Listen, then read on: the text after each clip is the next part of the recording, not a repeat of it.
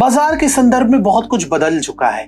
दर्शकों के पास बहुत सारे विकल्प है और जब आप एक फिल्म बना रहे होते हैं तो आप हर तरह के दर्शकों का ध्यान आकर्षित कर रहे होते हैं। परंतु जब मैसेजिंग नकारात्मक होती है और ऐसी फिल्में सैकड़ों करोड़ बनाती हैं तो दुख होता है, क्योंकि आपके पास सुई को किसी और दिशा में धकेलने का अवसर था और आपने ऐसा नहीं किया।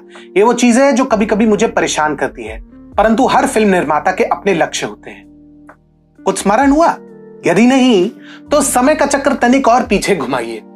गदर 2 की सफलता पर मियां नसीरुद्दीन शाह उबल पड़े थे। उनके अनुसार ऐसे कुत्सित विचारधारा की फिल्मों का सफल होना देश के लिए चिंताजनक है। अब ऐसे बयानों के बाद किरण राव की आशंकाओं को महज संयोग कहकर खारिज नहीं किया जा सकता। तो प्रश्न स्पष्ट है, उक्त फिल्मों की सफलता से ऐसे बुद्धिजीवी इतने असहज या इनसिक्योर क्यों हैं? क्या वे इसकी सफलता से जलते हैं या फिर इन्हें आभास हो चुका है कि जनता की प्राथमिकताएं बदल रही हैं और इनकी दुकानों पर शीघ्र ही ताला लगने वाला है? आइए इसी पर चर्चा करते हैं।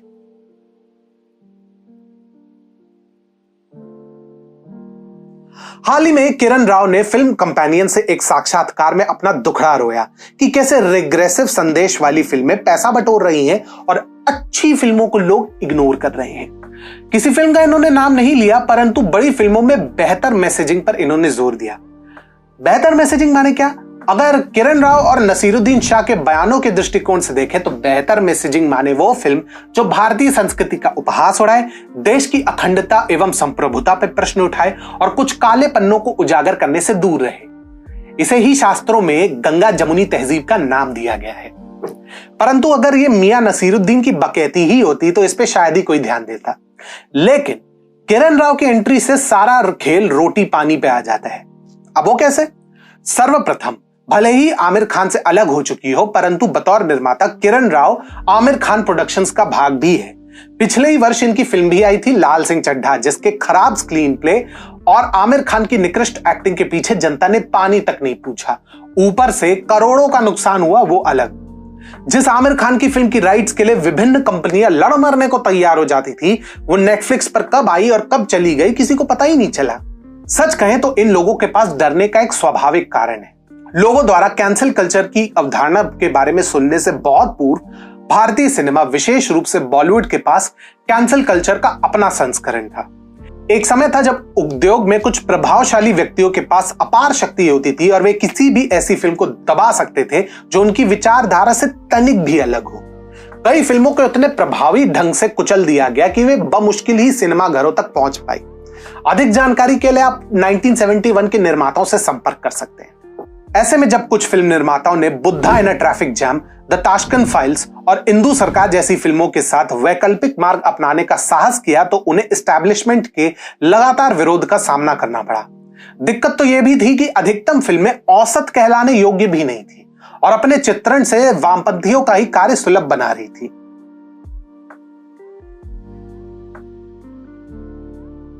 अब सिनेमा की दुनिया में परिवर्तन को अक्सर प्रतिरोध का सामना करना पड़ता है, खासकर तब जब ये एस्टैब्लिशमेंट के लिए खतरा समान हो। किरण राव जैसे व्यक्तियों की आशंकाएं बहुचर्चित ब्लॉकबस्टर ओपेनहाइमर के एक मार्मिक संवाद में प्रतिध्वनित होती हैं। नौसिखिए सूरज की तलाश करते हैं, सत्ता छाया में रहती है। 2018 तक सिनेमाई कथा में बदलाव की संभावना लगभग अकल्पनीय लग रही थी। हालांकि एक फिल्म की रिलीज के साथ ये पूरा का पूरा इकोसिस्टम बदल गया।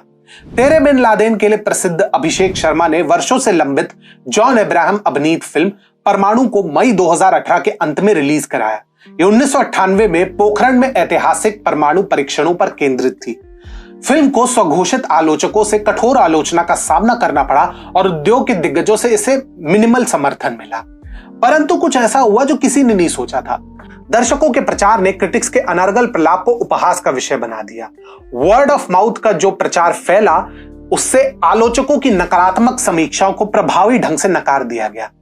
35 करोड़ रुपए के मामूली बजट पर बनाई गई परमाणु दुनिया भर में 91.38 करोड़ की कमाई के साथ एक आश्चर्यजनक हिट के रूप में उभरी।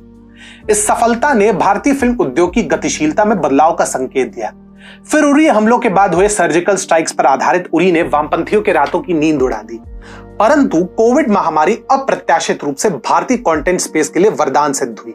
इस बदलाव में कई कारकों ने योगदान दिया, जिनमें लॉकडाउन के दौरान विविध सामग्री तक बेहतर पहुंच, बहुभाषीय सिनेमा का उदय और सुशांत सिंह राजपूत की दुखद एवं रहस्यमयी मृत्यु सम्मिलित है, जिसके कारण बॉलीवुड के मठाधीशों के प्रति जनता का क्रोध बढ़ने लगा। परंतु उद्योग जगत के दिग्गज, विशेषकर बॉलीवुड के लोग, जिस चीज को भूल रहे हैं या स्वीकार करने में अनिच्छुक है, वह है दर्शकों की पसंद में बड़ा बदलाव। जैसा कि प्रमुख ट्रेड एनालिस्ट तरन आदर्श कहते हैं, ये दर्शकों का निर्णय है जो सर्वोपरि है। अपने पक्षपाती रिव्यू के पीछे विवादों के केंद्र में रहने वाले तरन तक मानते हैं कि अगर कोई फिल्म दर्शकों को पसंद आती है तो क्रिटिक्स का रोना कोई नहीं सुनता। इस प्रवृत्ति के ठोस प्रमाण के लिए the Kerala story, the Kashmir files, Kartikeya 2 एवं कंतारा जैसे फिल्मों के बॉक्स ऑफिस आंकड़े एवं उनके बजट का विश्लेषण ही पर्याप्त होगा। जब कोई फिल्म वास्तव में दर्शकों से जुड़ती है तो बेहतर संदेश, मानवीय चित्रण, गंगा जमुनी तहजीब जैसी अवधारणाएं महज बकवास लगती है। फिर आपको अपनी फिल्म के सफल होने के लिए ना पीआर की आवश्यकता है और ना ही करोड़ों रुपए के कॉर्पोरेट बुकिंग की, क्योंकि कंटेंट और जनता से बड़ा कोई नहीं। ये बात किरण राव जितनी जल्दी समझे उतना ही अच्छा।